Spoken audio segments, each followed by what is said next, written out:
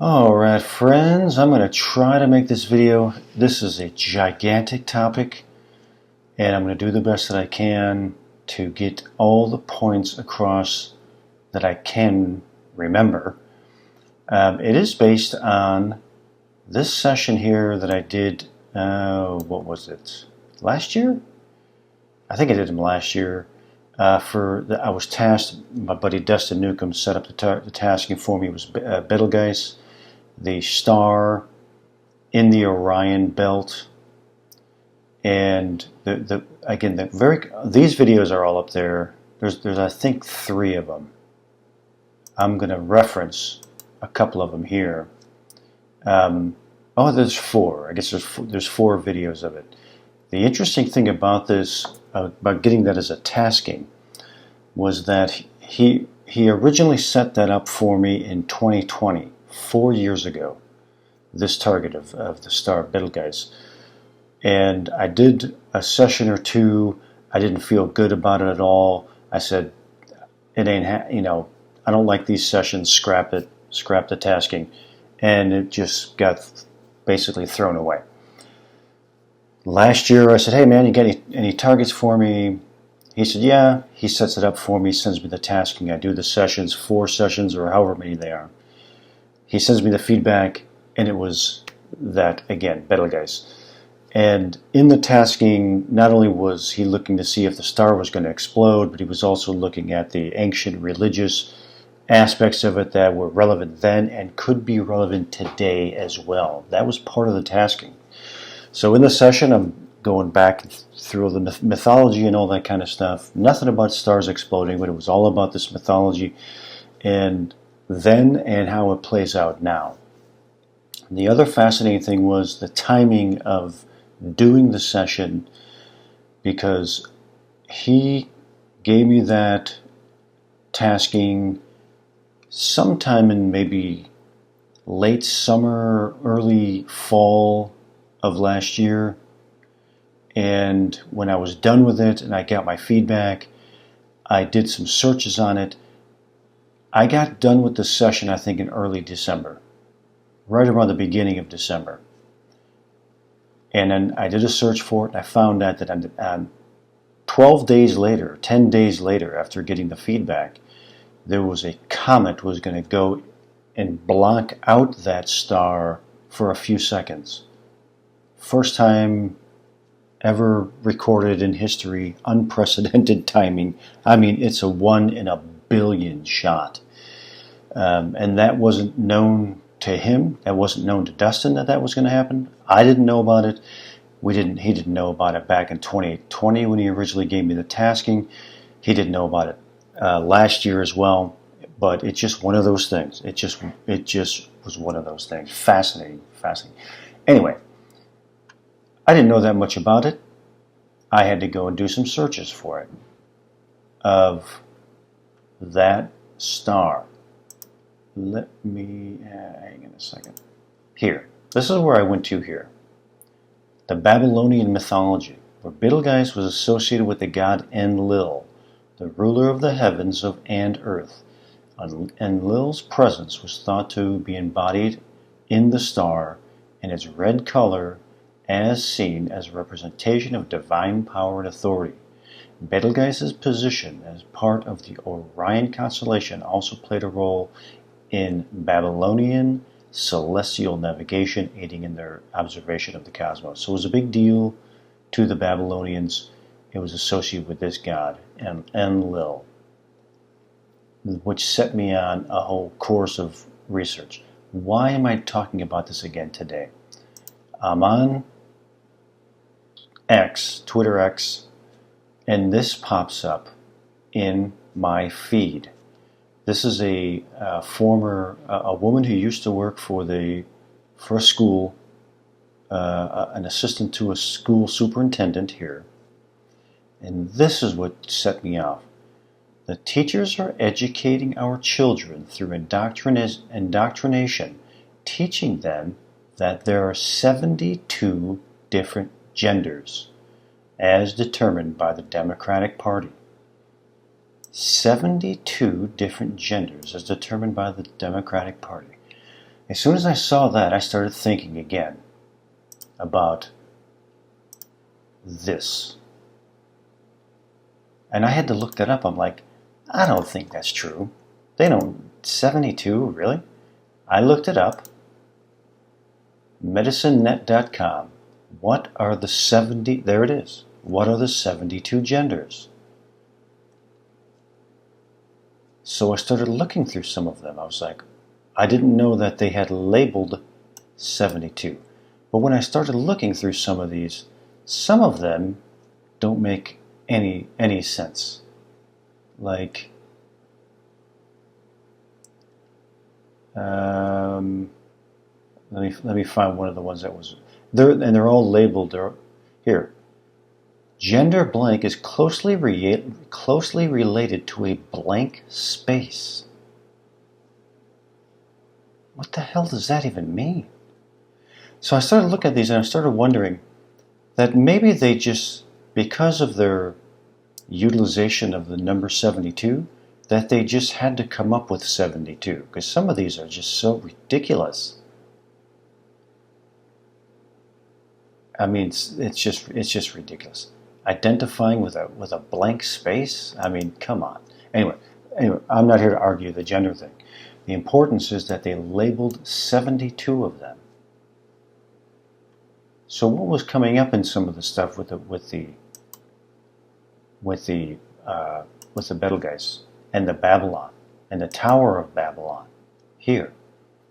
The importance of it was that Enlil was a god of Babylon who was represented through the star Betelgeuse, associated with the star.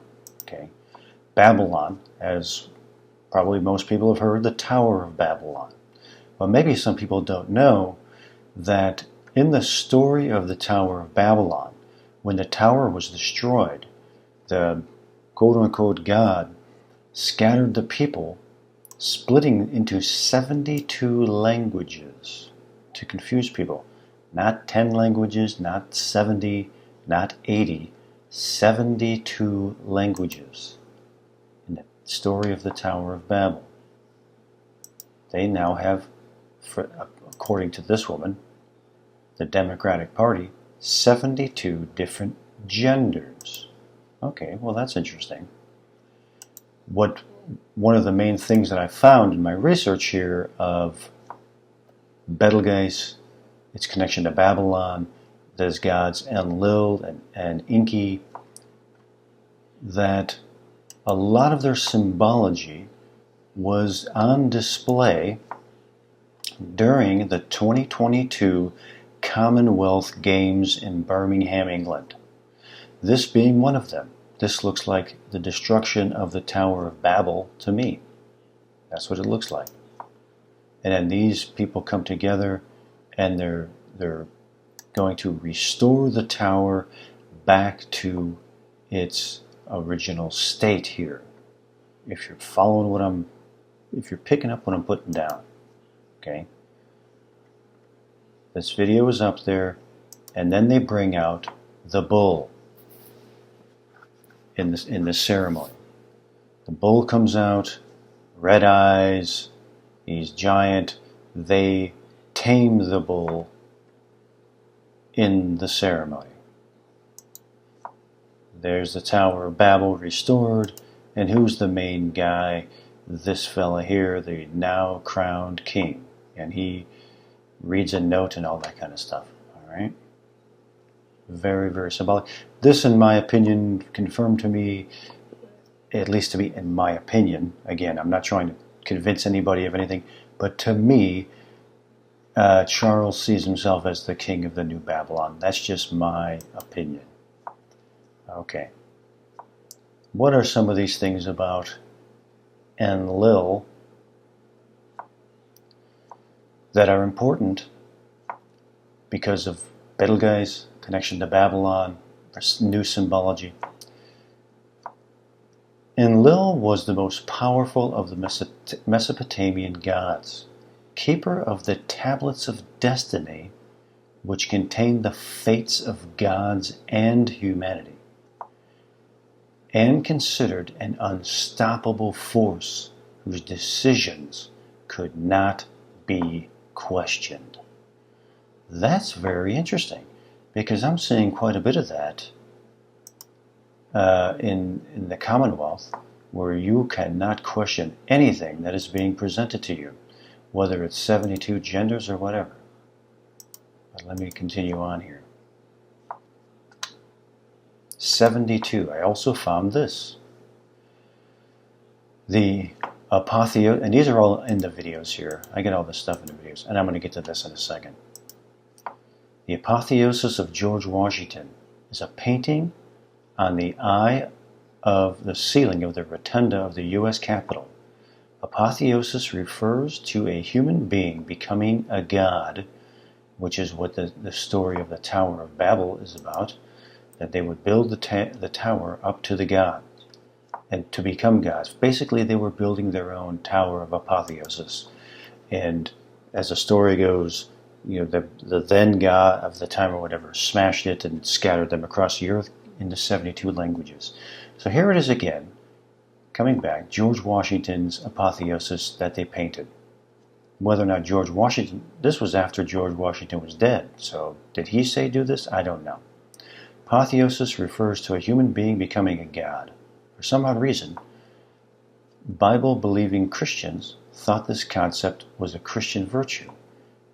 Nay, this concept came from Freemasons, or the Illuminati infiltration within the Freemasons. However you want to look at it. And to date, no atheist activity watch group has filed a lawsuit. Here's the importance of it. In the painting, there's 72 stars or 72 pentagrams. 72 stars creating a portal here, 72 pentagrams.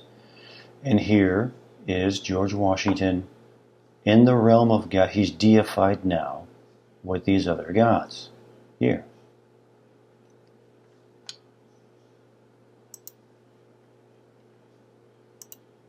There he is, deified with the gods. Okay, 72. Again, it's the number 72.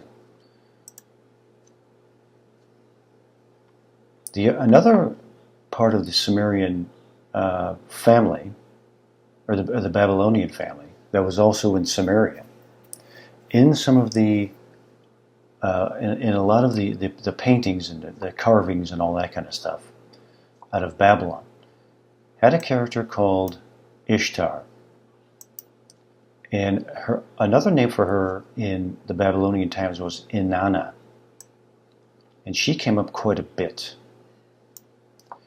But I looked into her, because she's very important in their mythology. There are two conflicting aspects to this goddess. She was the deity of fertility and love, but also a jealous goddess who could bring vengeance upon individuals, go to war, destroy fields, and make the earth's creatures infertile. Infertile. What, in my opinion, this is related to that. Just my opinion. Not trying to argue with people. Just my opinion. What else did the brother of Enlil, who was a god of Betelgeuse, Enki. Enki and the world order. This tale of Enki and the world order takes place after the cosmic victory over chaos was achieved and cosmic order was established, order out of chaos. At which time the gods focused on the earthly realm. Enlil, the Babylonian, the mighty god of air and the ruler of the earthly plane, delegated the task of assigning the world order to his brother Enki, the god of wisdom. New world order. Now, also down here, the dragon who shapes the world. Unfortunately, this wouldn't open up, this image here. Watercolor illustration of the Sumerian god Enki as a cosmic dragon with a background of stars and Sumerian symbols. Okay. Again, the brother of Enlil as a dragon. Well, that's interesting, because this is the coat of arms of now King, then Prince of Wales, and this is the element right here that has brought a lot of attention, because according to several researchers, he's the only one to have the red dragon as a representation of him here. The red dragon. One more thing that I just found. This. So now this we got, okay, we got Babylon, we got, oh yeah, one more thing here. Listen to what this is at the Commonwealth Games. Listen to what she says. Teams from 72 countries. 72 countries. And also she's talking about her friend, ancient Babylonian gods as well, a la Cliff High. A lifelong drumming to the families who have come here from Zimbabwe, Hong Kong, Pakistan, and beyond. Tonight, teams from 72 countries and territories. 72 countries. Not 71, not 64, not 87, 72. And in her speech, she says her best friend, Ellen. Ellen. What an interesting name to have. It's, in my opinion, it's scripted. 72 nations. 72 nations, 72 genders, 72 languages. But then I found this guy. The story of Sun Wukong, the Monkey King. I just found this today. One of the most famous primate characters in world literature appears in the great Chinese classic Journey to the West. The story follows the adventures of Sun Wukong, aka Monkey, an immortal demon who gains extraordinary power via spiritual cultivation and rebels against the primacy of heaven, like Loki in Norse mythology and Lucifer in Judeo-Christian mythology. This trickster god falls from grace when a supreme deity, in this case the Buddha, banishes him to an earthly prison below. Not unlike his Western counterparts, the monkey repents, becoming a monk, and da-da-da-da-da. Okay, well that sounds interesting. What does this have to do with the 72? It has to do with the 72 in the story where his teacher, the sage, teaches him the 72 methods of earthly transformation. Really? You gotta be kidding me. The origin of Sun Wukong's 72 transformations. Here. And this is how to become immortal. It's about becoming immortal. And as a way of overcoming or making his way through the 3 heavenly calamities. Not 1, not 2, not 4, 3 heavenly calamities. And they go through them here. These calamities are important because Monkey subsequently learns the 72 transformations in order to escape punishment by hiding under any one of the myriad number of disguises so that he can remain immortal through these calamities, which are earth changes and whatever, World War, maybe World War I, II, World War III, who knows. But I found that really interesting because, again, we're dealing with 72. It's of a different culture, different part of the world, but it's coming up over and over. And what is it in relation to? This character here, who is also known as the Chinese equivalent of Loki and Lucifer. Isn't that interesting? Isn't that interesting? Again, confirmation for me, a little more, that we are dealing with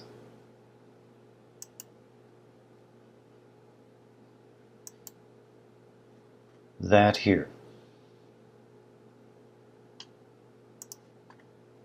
Here.